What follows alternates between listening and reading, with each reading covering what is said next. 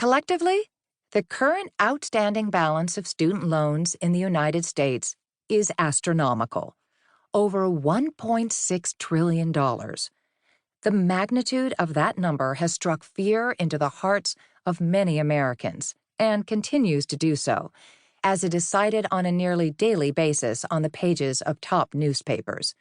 So too has the rising cost of college, a burdensome, if not financially crippling, expense for students and families across the socioeconomic spectrum. Or at least it seems that way, doesn't it? It seems that way because that is the story you're being told.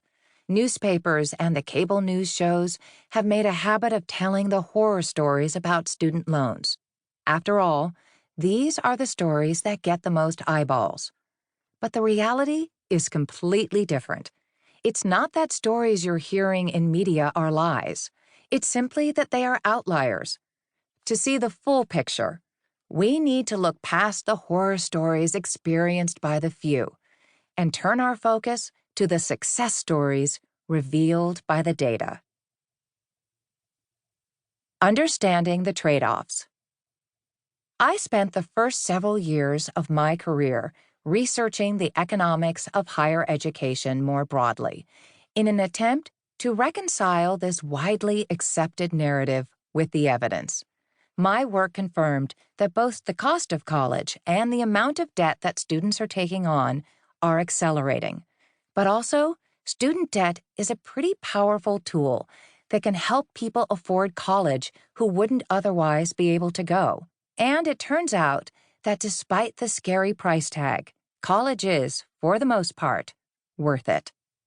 This notion that college is worth it is implicitly endorsed by policymakers, yet simultaneously rejected in our collective rhetoric around student debt. It's long been a national objective to put more and more students in and through college each year. We all know on some level, at least intuitively, that college is worth it. If it weren't, our nation wouldn't spend several tens of billions of dollars annually to encourage enrollment. If it weren't, politicians wouldn't be constantly trumpeting their plans to increase college enrollment rates, and policymakers, advocates, and practitioners wouldn't constantly be seeking new ways to get more and more people access to education after high school. If college didn't pay, it'd hardly be worthy of so much effort. And yet, while we all celebrate the promise of college as the path to upward mobility, the ticket to more productive and prosperous lives, there is a simultaneous outrage over the price tag and a belief that students who borrow to pay for their degrees have been victimized by the system. It is precisely the dissonance between these two simultaneously held views that has motivated me to learn more and help others better understand the economics of education after high school.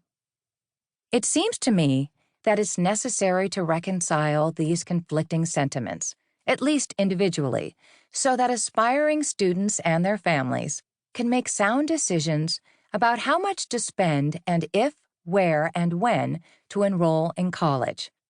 And it almost goes without saying that without reconciling these conflicting notions, we cannot craft policy that works toward the greater goal of improving the welfare of all Americans.